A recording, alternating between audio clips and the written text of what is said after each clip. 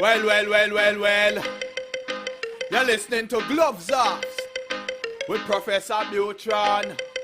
Alright then, I may say words on point, straightforward. No jibber jabber, everybody forward. Issues, facts and solution. Get it at Gloves Off with Professor Buitrón. Alright, what other thing is a revolution? Get it on point with Professor Buitrón.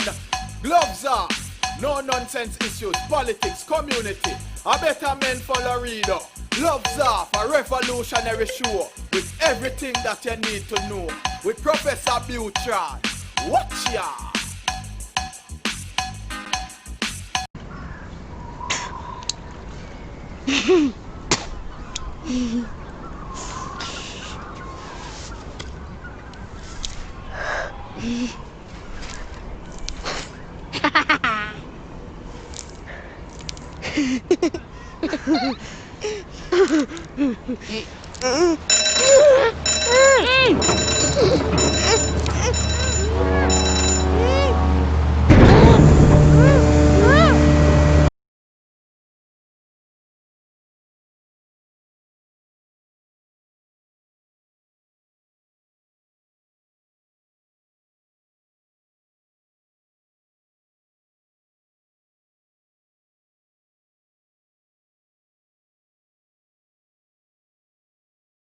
We're back at you in Gloves Off, and today we have Benigno Cepeda, who's running for District 7 for City Council of Laredo. How are we doing today?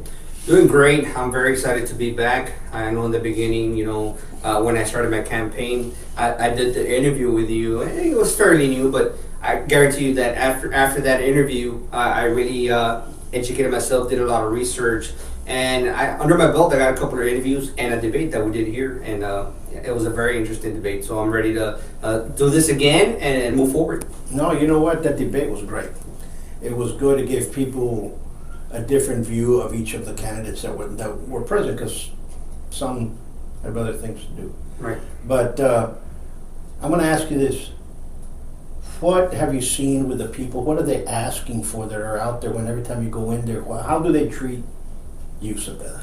So when I started the campaign, I wanted to go old school, I wanted to do something that I guess hasn't been done in a while. I've actually block walked. And I've been out there meeting the constituents in different precincts of District 7. And one thing they told me is, hey, you know what? You're actually the first candidate that's actually out here trying to talk to the constituents and trying to find out concerns and complaints. So to me, it was an eye-opener, because I was like, it's very important, if you're going to be a leader, you have to be out there with the people, If you're not doing it right now as a candidate, imagine if you get elected as the next representative for the people. You're never going to see that person. So I think by block walking, I've been able to establish a lot of respect, and a lot of people know who I am now. Absolutely. You touched base on something. You have to be out there with the people. Right. And that is you're absolutely correct. I get turned off when you're talking to somebody, then you call that candidate, they say, call my campaign manager. Well, maybe your campaign manager should be running instead of you. We wouldn't talk to you. Right. Because once you get inside office or get elected, God forbid you do that, because many of them just go in there and never return calls, never call back. Right. But what was the main concern of the whole district? What's going on with the district? So the district has some concerns. I mean, from the constituents from Green Ranch, they do pay taxes. They do also pay the homeowner association. They have a park, and when I went out there and saw the park, I was like, wow, the constituents, the residents of Green Ranch deserve better. So I was able to talk to some of the people there, and I told them, look, if I'm elected as the next councilman, because they are part of District 7. So what I told them was, if I do get elected, I want to make sure that the city can come up with a teamwork with the homeowners association, because the park has no lighting, there's no restrooms, no water fountains. I mean, it's basically just it just looks like a park that has been abandoned. So I think at that part of that district definitely needs representation. On Mines Road, I know some of the complaints was on Father Magnabo. A a lot of illegal activity going on, stash houses. One of the constituents told me, hey, I brought up the concern of mailboxes. So that's something that I told the constituent. We'll definitely look into it because I guess they haven't had mailboxes replaced in such a long time. Along Mines Road, there is a lot of problems with the maintenance. I don't know if you've ever been down Mines Road, but the last time I was there, a lot of these businesses, I mean, they're letting the weed get out of control. So I think that's something that's very important to take care of the maintenance. And then the other parts of the district, we had some water line replacements along Hillside, inside the Hillside district. And that has taken forever. So I think the constituents deserve the best, and it's something that they have, they've been concerned and they want to address it. It concerns me because what I'm hearing from a lot of people, what I'm reading, what a lot of people are comments in a bunch of the articles in several pages and blogs and so on and so forth, and not only in social media and throughout. And when you talk to people in there, they've kind of lost faith in our city government. They say that there's a lack of leadership or none of, or right. What's going on or what can they do. Have you heard or seen that? Oh yeah, definitely. And the current leadership has definitely shown that transparency is not their thing, and they've definitely made some decisions that the citizens have been like, what's going on? I'll give an example. The property tax rates, they just got raised, right? So what people don't know is that the current leadership went up to a certain amount to where the citizens cannot voice their concerns. So that's showing you that they're being kind of sneaky. So what they did is they brought it up just below the threshold, so that way the citizens cannot place a ballot and vote against it. So that's one of the examples. With the COVID-19 crisis, back in April, they did an emergency order of $300,000. So you're telling me that in the COVID they received money. Elaborate on what you've been finding. So I did a research. Apparently, the city received more than $300,000. I believe it's somewhere in the millions. So I did my research, and I come to find out that in April they did this emergency purchase order for $300,000. Only $100,000 went to actual test kits, and the rest was used for supplies, disinfecting offices, and that was April. Where's the rest of the money? Why isn't the city taking money from that COVID-19 program and doing it again? I mean, that's not going to last you forever. So we need to find out exactly what are the city leaders doing with that money for COVID-19. The Wuhan flu is a fiasco. People don't want to call it Wuhan flu. They don't want to call it the bat soup flu. They want to call it coronavirus. They've changed the name so much. It's just does the virus exist? Yes. Many people have been infected and died, but it's more, we have to be careful with it. But what happened was this scam, the fraud, is leaps and bounds. And hopefully when everything hits the fan, hopefully a lot of people pay the price, because not only did they destroy the economy, they destroyed a lot of small businesses. A lot of people were scared with what they're doing. They're still scared with what they're doing. They're still putting fear into people's eyes. I mean, we have taken steps behind where we're going forward, in the sense of the hate that just emerged because of this. Yes, people are caring and people are doing this, but we have to stop living in fear and start living and start producing and start taking care of each other. Everybody's fear. I mean, if you see somebody walking outside, I mean, it's crazy. Enough of that spiel, but what I want to talk about is leadership-wise. Everybody has the same feeling. Our leadership has failed us, and they continue to fail us. And you've brought up a bunch of points. Yes, we need to find out where that money has gone, if they're sending nefarious actions, and you find out later on, would you take precedence and go forward with criminal charges if we find out that there was some illegal actions taken with that money?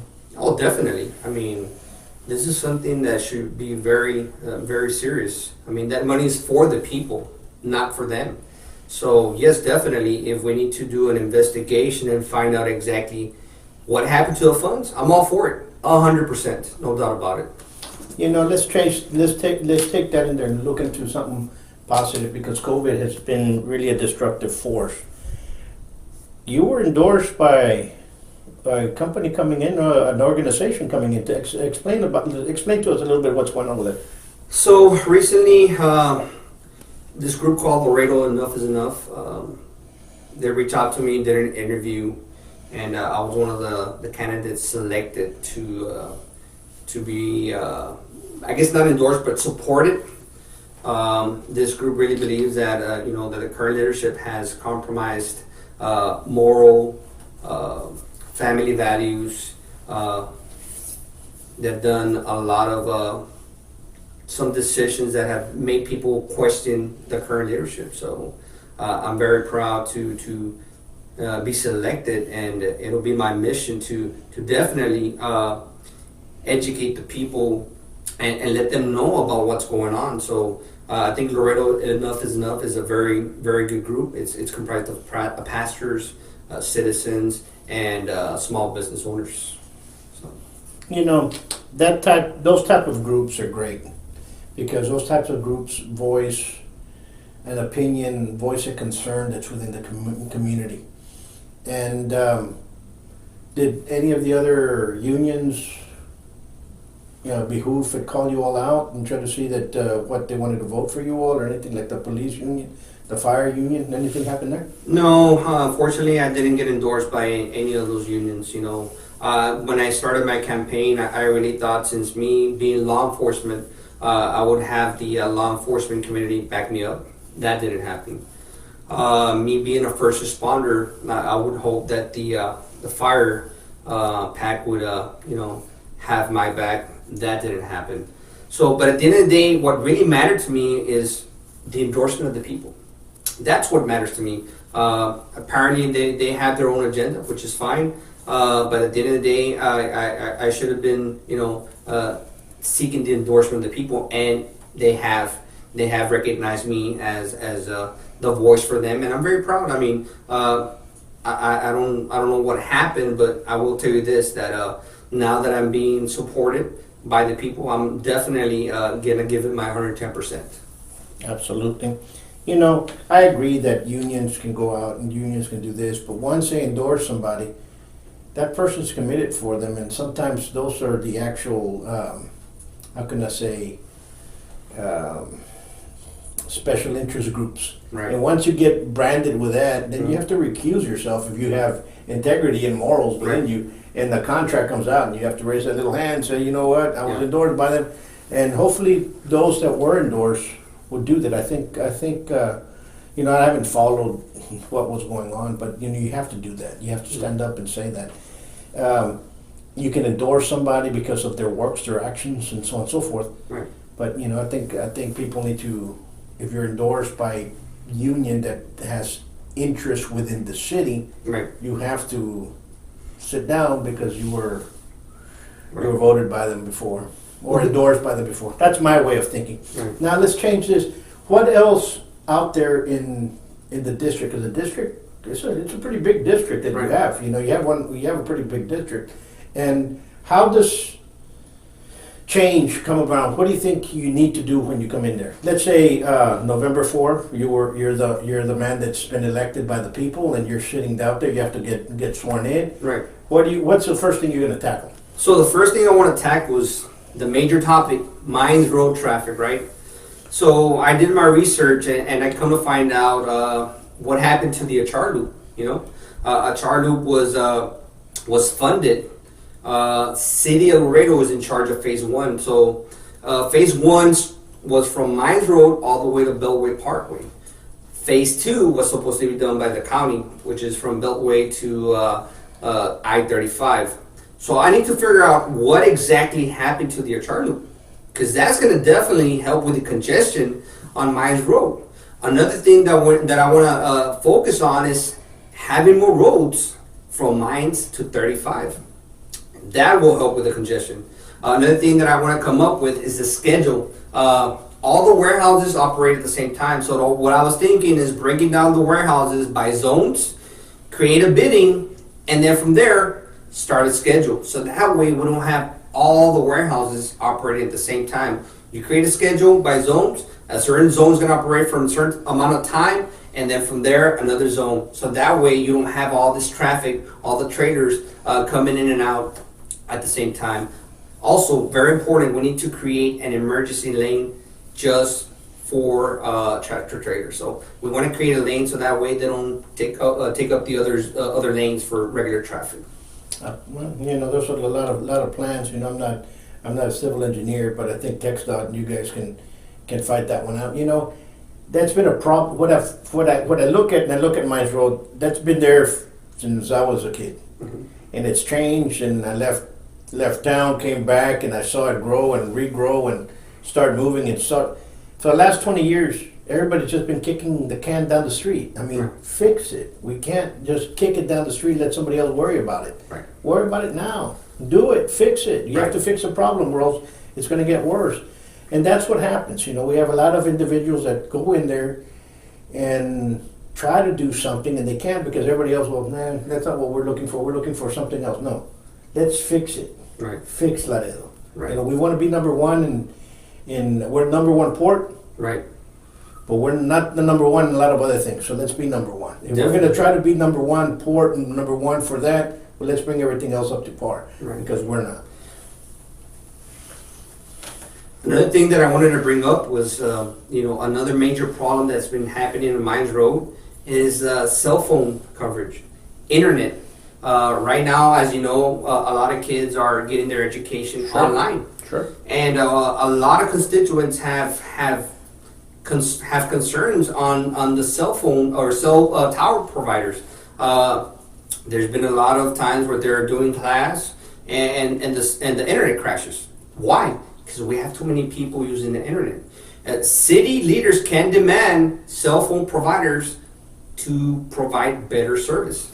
So that's something that definitely needs to be addressed. The city can definitely reach out to the company and say, hey, are you guys going to upgrade your system? Because education is very important. As a father of four, I know how important education is. You know, we want to have our youth educated, because having our youth educated right now will make the city a better place. Absolutely. You know, you worked in the city, right? Explain to us what your time in the city and what you did within the city. Explain to us, because you're one of the few that worked in the city that's running right now in the actual as a candidate in many of the races. But explain to us your experiences working in the city. So I worked for the City of Laredo Utilities Department from 2000 to 2006. My first job, I got hired as a warehouse supervisor.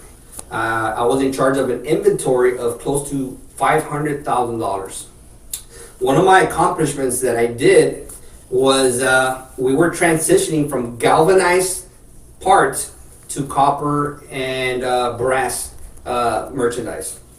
So what I did was I asked, hey, what's going on with the galvanized merchandise? Are we just going to let it rot there, or are we going to try to make some money? So they told me, fix it. So what I did is I did an inventory of everything that was galvanized, went back and sold it.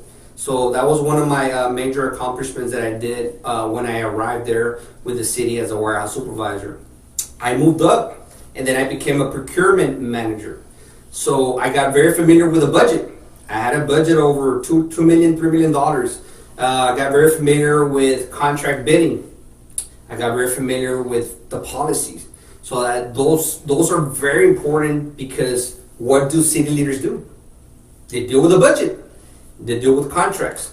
So I think that is very important. You want to have a city leader that has that experience. My last duty with the City of Laredo, I was a utilities construction inspector. I got very familiar with the water and sewer operations, the infrastructure of the city. So that is something that's very important. We've had problems with the infrastructure. We've had problems with the water, with the sewer. So we definitely want to have a leader that has the experience, because we're going to encounter this problem again. And you want to make sure that you have city leaders that understand and say, wait a minute, somebody dropped the ball. And how did you like working with the city then? I loved it. I mean, I came in, I had just been honorably discharged by the Marines. That was my specialty occupation. So when I was given this opportunity to work in the field that I knew, I was all in, and the supervisor was real happy because I brought in a new perspective, a fresh perspective into that environment, and it worked out well. Absolutely. Right now with everything going on, with all the commotion and the COVID and the riots and everything else, they're always pushing to defund the police and defund. Now we have a sign not a sign, a portrait or a mural on the floor that says defund the wall. Right. What do you think about that? Well, 69 miles have already been approved here in the Gateway City. So the defunding of the wall mural, to me, we only wasted taxpayers' money. The city leadership actually wasted taxpayers' money. They said it's privately funded, but what they didn't talk about is who paid to repave the street, who paid Traffic Safety Division to go out there and put those barriers. That's taxpayers' money. We're at a deficit. So to me, that was just a waste of money. People have to understand the wall's coming. The wall's coming. And I know a lot of people are against the wall. They talk about technology, but technology fails. How do I know that? I have first-hand experience. I'm a federal law enforcement agent with border security experience, and I'm going on 14 years. I've seen technology fail. A wall doesn't fail. Once you build it, it's there. There's a lot of benefits to having a wall. We've been having a lot of incidents where vehicles splash into the river. Not only do they put themselves in danger, but they also put the people who are guarding the border, put them in danger too. One major thing that they've been saying, technology. Like I said again, technology fails. We still have to respond to whatever traffic's going on. Technology costs a lot of money. So I know that's one thing that they've been harping, but people got to understand the wall is very effective. It's not going to stop the flow, but it's going to definitely decrease the activity of people trying to come in. Along the port of entries, it's going to be like a bulkhead levee system. It's actually going to be underground, 18 to 20 feet down. So what are the benefits of it? As you know, the river is eroding the ground. So by building this levee, it's going to stop the eroding. Flooding is another thing.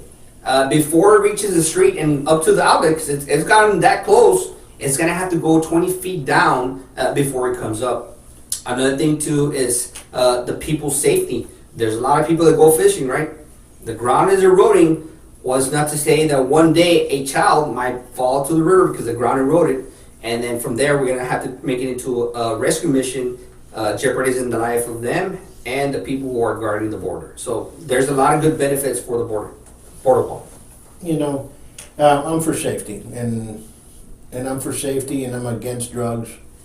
And if that wall is going to save one child from getting hooked on drugs, it's worth the price. Right.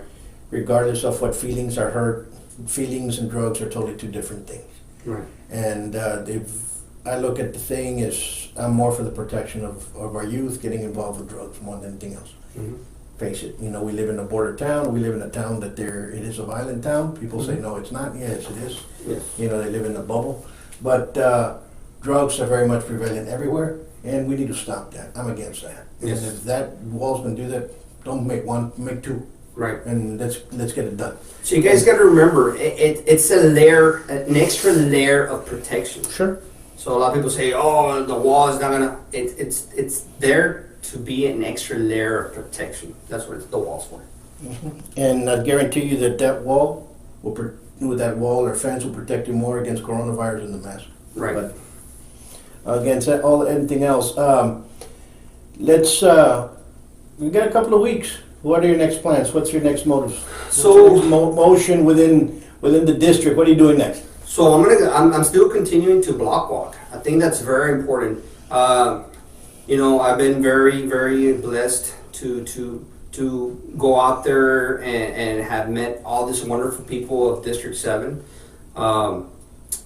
Every single person that I meet tells me, you are the first candidate that's actually out here walking, knocking, and hearing the voices or the concerns of the constituents. So that's not going to change. I'm going to continue doing that. I'm going to continue to push my platform, and I'm going to continue to inform the people on everything that's going on and why we need to change. I have so many examples, it's not even funny, but I want to continue to get my name out there. And how do I get my name out there? By meeting the people, doing interviews, and showing the knowledge, the desire, the determination that I have to be the next representative of District 7, and of course being the voice for the people, not the system. Sure. And folks, early vote starts in 2 weeks. Starts on the 13th, I believe. Right, October 13th through the 30th. So they've extended it a different week. There is no excuse for you not to go out there and vote. Right. And please do not vote by mail. Right. Okay? Do not trust that. If you do not trust yourself placing $20 or even $100 inside an envelope and sending it out, do not go vote by mail.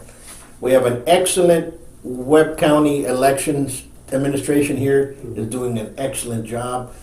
If you are sick or you are elderly, you don't want to get off, they do curbside. It's the best thing you can do. They have a great service. I mean, touche, you guys are doing awesome. I mean, bravo. Mateus, you're doing great. And keep up the darn good work that you guys are doing over there, because this is totally awesome. And go out there and vote. Exercise your right. Okay, anything else you'd like to bring out to the people? So yes, definitely. I want to touch on several things. One of the questions that I had was, are you going to be able to do this full time, or how are you going to be able to be a representative? Well, one good thing about me is that I've become very good with time management. So when you're good at time management, you can get a lot of things done in a small amount of time, regardless of how hard it is. So to answer the question, I have very good skills in time management. So as far as part-time, full-time, I will be 100% available because I'm very good at time management. Another thing too is, I wanted to say this before we ended real quick. I have no inclination to favoritism. I humbly ask for your vote, and I want to encourage everyone to use their constitutional right to vote. Every vote counts. It's time to bring back core values like honor, courage, and commitment. Determine 2020 for the people, not the system. I humbly and sincerely ask for your vote. It's time for a change. We need a change. As a matter of fact, Laredo citizens, this is a perfect opportunity to have two representatives, one for District 7 and one for District 5, that have over 40 years of public service, honorable public servants. I think it's very important. We need leadership that can be held accountable. So I ask everyone out there to go out there and vote, because this is a perfect opportunity. You guys want leaders? This is a perfect opportunity to put two people in the current leadership, because we need it. We need it right now. You've heard Mr. Cepeda. I just tell you guys, research each and every candidate. Call them up. Pick up the phone. They're on social media. Send them a message. Tell them, I'm a constituent. I'm worried about this. What's your answer? None of the ones that I've interviewed have said no to people calling them. So research each and every candidate. Exercise your right to vote. And peace. Stay safe. And just keep moving forward. Remember, stop living in fear. Just start living. Okay? Shake hands. Bump fists. Say hi. People walk around with their heads bent low. It's the worst thing you can see. It's glum out there. Start living in sunshine. We have beautiful sunshine. People are with their heads down. Okay? Just stop living in fear. Until next time. Peace.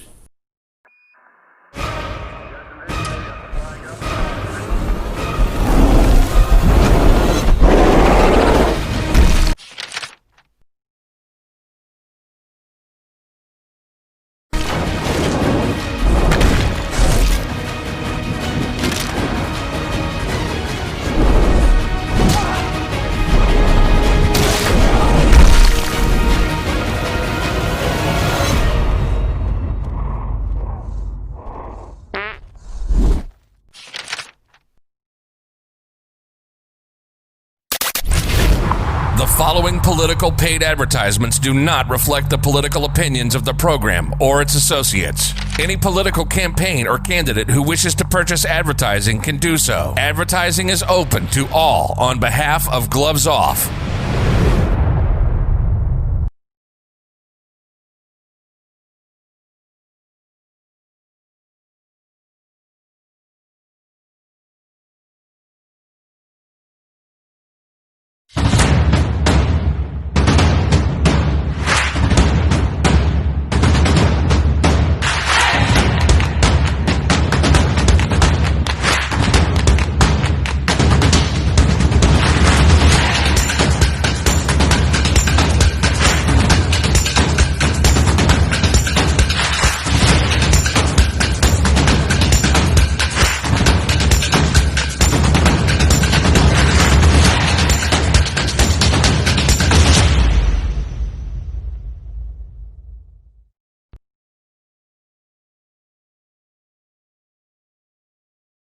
Hello, how are you?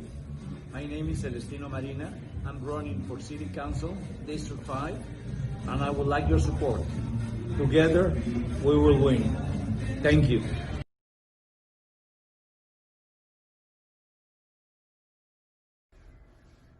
Hi Laredo, this is Carlos Perez. I'm running for Laredo College Board of Trustees Place 8. You can follow us on social media on Twitter, Instagram, and Facebook at CG Perez RLC. I look forward to gaining your support this campaign season and earning your vote November 3rd. Thank you.